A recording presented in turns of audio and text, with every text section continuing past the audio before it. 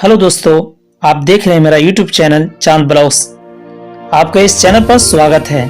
आज के इस एपिसोड में हम बात करेंगे पटना का गोलघर। पटना के गोलघर की कहानी ए से लेकर जेड तक हम आपको बताएंगे कि पटना का गोलघर क्यों बनाया गया और पटना का गोलघर क्यों मशहूर है। बिहार किसी एक चीज के लिए मशहूर नहीं है, बल्कि कई चीजों को लेकर पूरी दुनिया में मशहूर है। बिहार का नाम जिस तरह से खान पान में लिट्टी चोखा से जुड़ा है, ठीक उसी तरह से यहाँ की सरजमीन का जुड़ाव कई मजहबों से भी रहा है, चाहे वो बौद्ध धर्म हो, जैन धर्म हो, हिंदू धर्म हो या सिख धर्म हो। इस सरजमीन से इन सब मजाहिब का जुड़ाव रहा है और इसी तरह से यहाँ पे तारीखी धरोहरों, ऐतिहासिक इमारतों की वजह से ये बिहार पूरी दुनिया में जाना जाता है।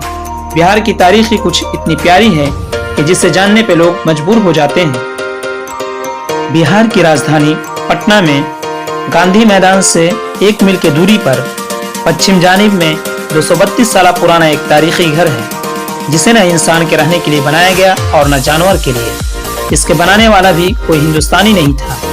ये अंडी की शक्ल में गोल है और गोल होने की वजह से इसे लोग गोलघर कहते हैं। इंग्लिश में इसे राउंड हाउस कहते हैं। जिस तरह से ये घर अजीब है, उसी तरह से इसके बनाने की कहानी भी बहुत दिलचस्प है। 1770 ईस्वी में जब बिहार बंगाल में जबरदस्त खासारी आई थी, अनाज गलने की कमी हो गई थी, लोग भूख से दम तोड़ रहे थे, करोड़ों लोग मौत के आगोश में चले गए थे। उस हालत में अंग्रेज के तत्कालीन गवर्नर वॉरेन हेस्टिंग ने अपने इंजीनियर जोहन गिल्स्टन को एक घर बनाने का आदेश दिया था। अनाज भंडार का मकसद किसी भी हिंदुस्तानी की जान बचाना नहीं था, बल्कि सिर्फ अंग्रेज फौज के लिए काम किया गया। 20 जनवरी 1784 ईस्वी को गोलघर बनना शुरू हुआ और 20 जुलाई 1786 ईस्वी को 30 महीने की अथक कोशिश के बाद ये घर बनकर तैयार हो गया। अगर हम इसके स्ट्रक्चर की बात करें तो ये 29 मीटर लंबा है और 129 मीटर चौड़ा है। इसकी दीवारें मोटी हैं और 3.6 मीटर मोटी हैं। इस घर से जुड़ी कुछ बातें ऐसी हैं जिसके जानने के बाद आप चौंक जाएंगे। नंबर 1, के बगैर सुतून और खंबे के बना है। एक भी खंबा इस घर के बनाने में इस्तेमाल नहीं हुआ है। नंबर 2, ये इतना अनोखा घर है कि पूरी दुनिया में भी आप इस तरह का घर ढूंढेंगे तो आपको नहीं मिलेगा। नंबर 3, इस घर में एक आवाज 27 से 32 मरतबा गूंजती है, यानी इको करती है। नंबर 4, पटना शहर की खूबसूरती को अगर कोई ऊंचाई दिखा सकती है तो पटना गोलघर की 29 मीटर की ऊंचाई है। अब जबकि कंक्रीट के जंगल खड़े हो गए हैं तो पटना शहर को पूरे तौर पे देखना आसान नहीं है।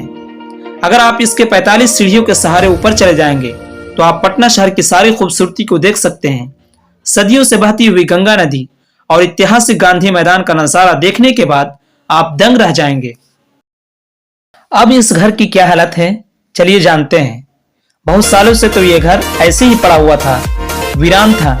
लोग दूर से आकर देखकर चले जाते थे, लेकिन अब सरकार ने इस पर ध्यान दिया है। इसके चारों तरफ पार्क बना दिया गया है। पार्क में बच्चों के लिए भी कई तरह के झूला हैं। बैठने के लिए जगह जगह पे कुर्सियां बनाई गई हैं।